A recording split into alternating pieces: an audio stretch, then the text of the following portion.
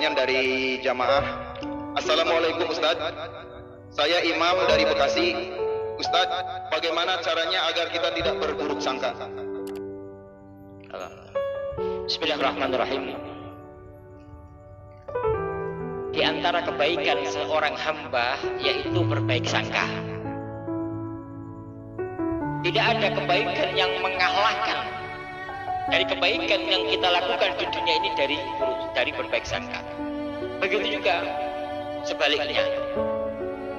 Maka buruk sangka adalah kejelekan yang harus dijauhi oleh seorang hamba Allah. Karena buruk sangka datangnya dari hawa nafsu.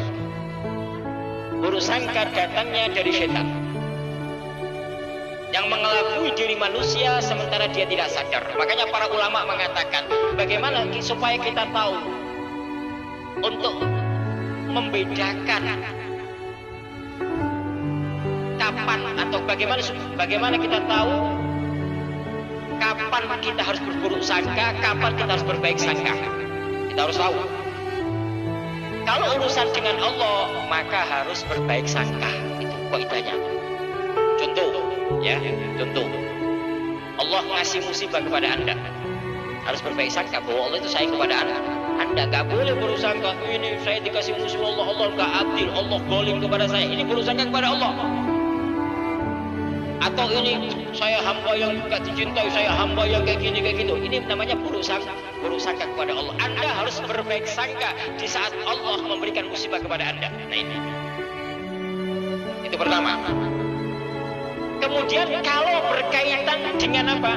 Dengan manusia, amalia manusia kita harus berbaik sangka. Kita tidak boleh berburuk sangka. Itu kaidahnya. Ada orang semuanya datang kita, oh ini orang baik sudah. Karena berkaitan dengan apa? Tidak berkaitan dengan muamalah. Tidak ada kaitannya dengan jual beli. Ya. Hanya kita muamalah keseharian saja. Ini orang baik sudah, nggak usah diteruskan. Oh ini orang jelek ini, enggak. Kita baik sangka saja. Tapi kalau urusan muamalah jual beli, ini harus buruk sangka. Makanya ditanya mana ada ijab kabul, nggak bisa nggak pakai ijab kabul. Ada serat terima itu kalau jual beli.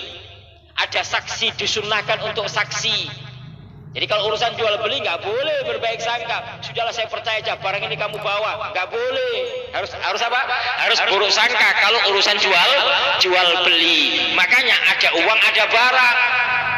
Kemudian apa? Ada ijab kabul, ada saksi. Kalau zaman sekarang pakai nota, pakai materai penjualannya. Itu urusan muamalah jual beli, maka kita harus buruk sangka. Tapi selain muamalah berkaitan dengan manusia, kita harus berbaik sangka, tidak boleh buruk sangka. Ini. Kemudian bagaimana dengan hawa nafsu? Ittafaqal masyayikh innan nafsa takdzib. Semua ulama sepakat bahwa hawa nafsu itu selalu dusta. Oleh karena itu kita harus berburuk sangka kepada hawa nafsu kita. Kita tidak boleh berbaik sangka kepada hawa nafsu kita. Jadi kalau datangnya dari hawa nafsu, keingin ini kayak. Nah ini kalau datangnya dari hawa nafsu itu kita nggak boleh berbaik sangka. Kita harus berburuk sangka. Jadi kadang kita harus berbaik sangka. Jika berkaitan dengan Allah, itu harus berbaik sangka. Jika berkaitan dengan manusia, kita harus berbaik sangka. Kecuali berkaitan dengan muamalah jual beli, kita harus berburuk sangka. Makanya dalam Islam ada saksi di dalam jual beli. Di dalam Islam ada ijab kabul. Itu karena apa? Karena takut nanti terjadi penipuan. Tidak apa-apa. Kemudian yang ketiga, jika berkaitan dengan hawa nafsu, kita harus berburuk sangka, tidak boleh berbaik sangka. Wallahu a'lamu bis